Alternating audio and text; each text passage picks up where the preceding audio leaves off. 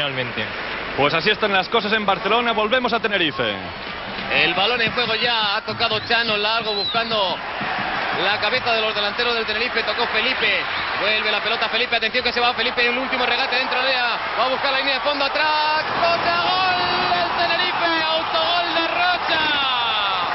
¡Empata el Tenerife! En estos instantes el campeón es el Barcelona, la emoción de la liga en todo lo alto. 31 minutos de lirio en el Heliodoro Rodríguez López y el Tenerife acaba de empatar el partido. Por la banda derecha, Felipe creaba todos los problemas ahí.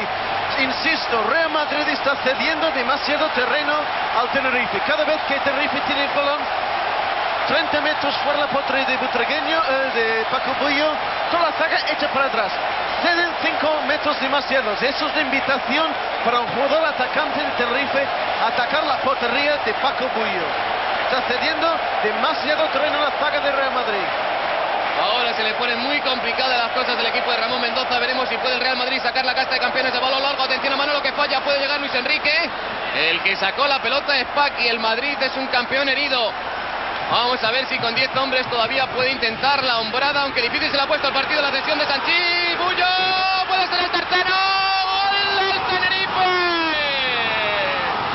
Pierre acaba de establecer el 3-2. Es el delirio en Tenerife y supongo que el delirio también en el Camp Nou del Río. El Barcelona en este momento, Josep Pedrerol es campeón de Liga. Porque están abrazándose todos los directivos.